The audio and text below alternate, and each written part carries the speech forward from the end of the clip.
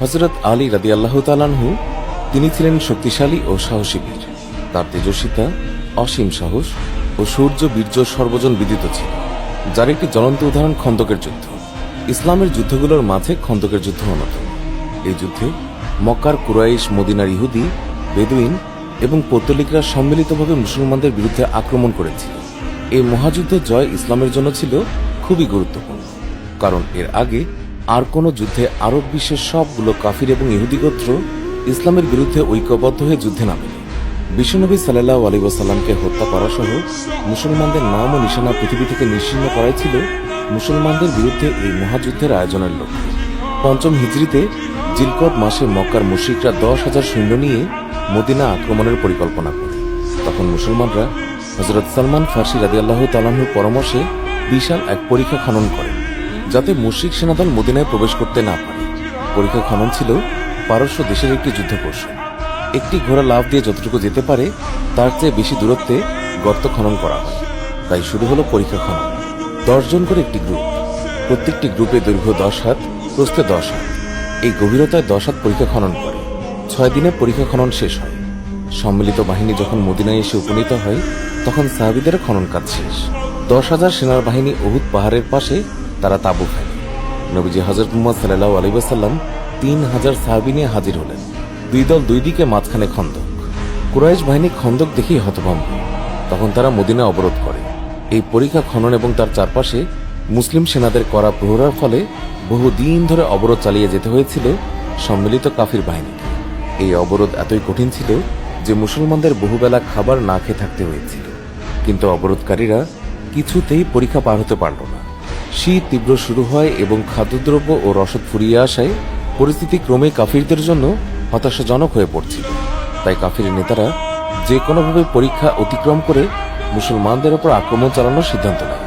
আর মদিনার ভেতর থেকে ইহুদি গোত্র বনু কুরাইজা কাফিরদের জন্য দরজা খুলে দেবে ও শহরের ভেতরে আকস্মিক লুটপাটের মাধ্যমে মুসলমানদের বিরুদ্ধে তারাও আগ্রাসন শুরু করবে বলে গোপনে ষড়যন্ত্র পাকানো হয়। কাফির শিবিরের প্রধান দুর্ধর্ষ যোদ্ধা আমার ইবনে আবদে উদ, সে ছিল আরবের এক প্রসিদ্ধ বীর। এই আমার তার ঘোড়া নিয়ে পরীক্ষা অতিক্রম করে মুসলমানদের সামনে এসে মল্লযুদ্ধের আহ্বান জানান। মুসলমানরা তার বিশাল দেহ এবং রণমূর্তি দেখে তার মুখোমুখি হওয়ার সাহস করতে পারছিল না। সে তখন তাদের তিরস্কার করে বলছিল, তোমরা তো বিশ্বাস করো যে তোমাদের কেউ নিহত হলে বেহেশতে যাবে, তাহলে কেন অগ্রসর হচ্ছে না? তখন হুজুরে পাক সাল্লাল্লাহু আলাইহি ওয়াসাল্লাম সাহাবীদের আহ্বান করে বললেন, তোমাদের মাঝে কে তার সঙ্গে যুদ্ধ করতে প্রস্তুত আছে? কিন্তু আমাদের আস্ফালন এবং ক্রুদ্ধ ভাব দেখে মুসলিম বাহিনীর কেউই সামনে যেতে সাহস করছিল না। তখন মহানবী সাল্লাল্লাহু আলাইহি ওয়াসাল্লাম বলেছিলেন, মুসলমানদের মাঝ থেকে একজন বের হয়ে এই লোকের অনিষ্ট থেকে মুসলমানদের রেহাই দিন। আর ঠিক তখনই হযরত আলী ইবনে আবু তালিব তিনি উঠে দাঁড়িয়ে বললেন তিনি আমরের সঙ্গে লড়াই করবেন। কিন্তু তাতে মহানবী রাজি হলেন, কারণ আলীর বয়স তখন নিতান্তই কম, মাত্র 23 বছর। কিন্তু হযরত আলী একেবারে নাছোড়বান্দা। অতঃপর তাকে কিছুতেই হার মানাতে না পেরে মহানবী তার পাগড়ি খুলে আলীর মাথায় বেঁধে দিলেন। আলী আমরের সামনে দাঁড়িয়ে বললেন, আমি তোমাকে 3টি প্রস্তাব দিচ্ছি, এর মাঝে যে কোনো একটি মেনে নাও। 1, ইসলাম গ্রহণ করে মুসলমান হয়ে যাও। 2, যে সৈন্যদল এসেছে তা ফিরে নিয়ে যাও। 3, যেহেতু আমার ঘোড়া নেই তাই যুদ্ধ করার জন্য ঘোড়া থেকে নেমে আসো। আমার তার 3য় প্রস্তাব মেনে নিল। অতঃপর সে ঘোড়া থেকে নেমে হযরত আলীর সামনে গিয়ে দাঁড়ালো। 2 ভয়ঙ্কর যোদ্ধার মাঝে তীব্র মল্লযুদ্ধ শুরু হল এবং তাদের দুই পাশের চারপাশ ধুলো বালিতে ছেয়ে গেল। বেশ কয়েকটা আঘাত ও পাল্টা আঘাতের পর আমার তার তরবারি দিয়ে হযরত আলীর মাথায় আঘাত হানলে, তিনি ঢাল দিয়ে তা আটকানোর চেষ্টা করলে তা দ্বিখণ্ডিত হয়ে তার মাথায় আঘাত হানে। তিনি রক্তাক্ত অবস্থাতেই তার সঙ্গে যুদ্ধ করে যেতে থাকলেন। সুযোগ বুঝে তিনি আমারের পায়ে তরবারি দিয়ে আঘাত হানলে তার পা বিচ্ছিন্ন হয়ে গেল এবং তিনি আরেকটি আঘাত করে তাকে মাটিতে ফেলে দিলেন। অতঃপর তাকে হত্যা করলেন। বদর যুদ্ধের সময় তিনি অসীম সাহস এবং বীরত্বের পরিচয় দেন, তাই নবীজি তাকে জুলফিকার তরবারি প্রদান করেন। এছাড়াও তার বীরত্ব ও শৌর্য বীর্যে সন্তুষ্ট হয়ে নবীজি তাকে আসাদুল্লাহ বা আল্লাহর সিংহ উপাধিতে ভূষিত করেন।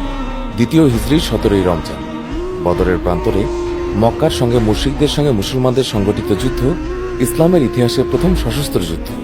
এই যুদ্ধে 70 জন কুরাইশ নিহত হয়, যার 35 জন বড় যোদ্ধা ও গোত্রপতি নিহত হয় হযরত আলী রাদিয়াল্লাহু তাআলা আনহুর হাতে। খায়বারের যুদ্ধে হযরত আলীর অবদান অপরিসীম। হযরত আবু বকর সিদ্দিক এবং হযরত উমর যখন নিজেদের যোদ্ধা সমেত পরাজিত হয়ে ফিরে আসলেন, তখন নবীজি ভরসা করলেন আলীর ওপর।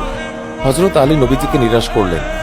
তিনি যুদ্ধে অংশগ্রহণ করলেন এবং বেশ কিছুক্ষণ যুদ্ধের পর হযরত আলী বিজয়ী হলেন এবং ইহুদিদের প্রসিদ্ধ বীর মারহাবকে হত্যা করলেন।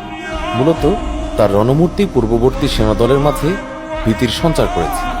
অবশেষে বিজয়ের পতাকা নিয়ে ইহুদিদের কেল্লার দিকে এগিয়ে গেলেন মুসলমানরা। যখন তারা সেই কেল্লার কাছে পৌঁছালেন, তখন দেখলেন সেই কেল্লার প্রধান ফটকের আয়তন অনেক বিশাল। সেটিকে 70 জন মানুষ একসঙ্গে বন্ধ করত। এরপর হযরত আলী এসে এক হাতে তলোয়ার চালিয়ে অন্য হাতে দরজাকে হিলাতে শুরু করলেন আর অন্য সাহাবীদের বললেন দরজা দিয়ে ভেতরে প্রবেশ করতে। সবাই প্রবেশ না করা পর্যন্ত তিনি দরজাকে উপর করে তুলে ধরলেন। যখন সকল সাহাবী প্রবেশ করলেন, তখন হযরত আলী সেই দরজাকে ছুঁড়ে ফেলে দিলেন।